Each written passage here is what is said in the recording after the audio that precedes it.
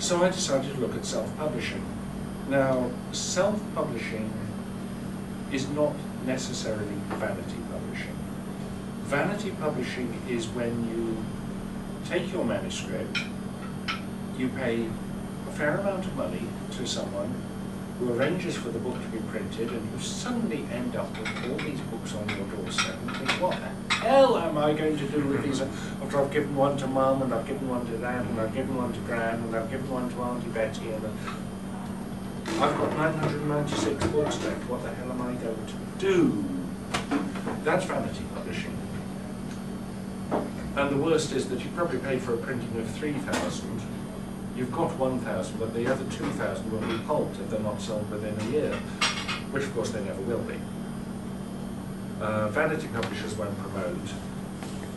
If you want a really good account of a vanity press operation, you'll find one in Foucault's Pendulum by Umberto Eco. It's an Italian, it's an Italian vanity press, and he describes it very, very well with their own literary prizes and their own literary magazine. It's a wonderful sting operation. But I looked at all the self-publishing, and publishing fiction is definitely a gamble, which is why there are so few publishers which will accept fiction from unpublished authors. If I'd written a non-fiction book like, I don't know, the care of adolescents who, autistic adolescents, say, you can make a fairly good guess as to how many autistic adolescents there are in the country, or that you're marketing in. And you can say, with some accuracy, what proportion of parents will buy the book and how many libraries will take the book. So you've got a fair idea of what you're printing.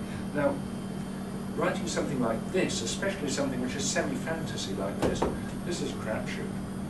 Complete crapshoot. I mean, who would ever think that writing a book about a school for wizards and witches, who's interested in that? 30 agents said no, they weren't interested. The 31st said they were. And J.K. Rowling is now, she's the richest or the second richest woman in England. But it's a complete crapshoot. I mean, Dan Brown, Da Vinci Code, etc. It's not original. These things have been said many, many times before. Someone sent me some Dan Brown stuff. It was hilarious. He was talking about kanji as a separate language. I mean, it's completely ignorant, but yet it sells in large quantities. Whilst there's a lot of very good fiction, I don't mean this necessarily, but there's a lot of very good fiction which never sees the light of day. So publishers aren't going to take gambles anymore. And the other reason they don't take gambles is because there are really only 4 or 5 English-speaking publishers in the world. All the imprints are owned by big media conglomerates now. Penguin, Viking, Random House, whatever. They're all part of, what's their name, Bertelsmann or whatever. And the people running those businesses are not interested in books. They're interested in the final quarter's balance sheet because that can push the stock price up and they can get their bonus. So it's become a business, it's stopped being an art.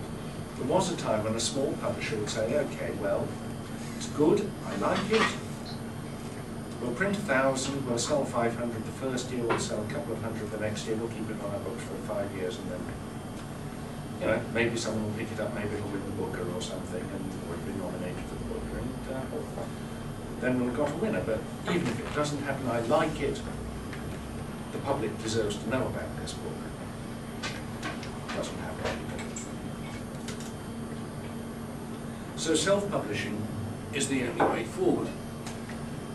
And I actually prefer to call it independent publishing, rather like the situation was, especially in the UK, in, say, 1978, 1979, with regard to bands, when the big labels were not signing anything except the monster bands or blatantly commercial bands, and the new wave, the smaller bands, say, okay, well, if you don't want our music, we'll do it ourselves.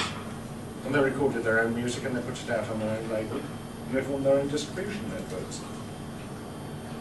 And now it's happening even more with, because you don't need physical media to sell music. Most of the stuff lives on bits and bytes on the internet. You download it. And I think the same thing is happening with fiction publishing.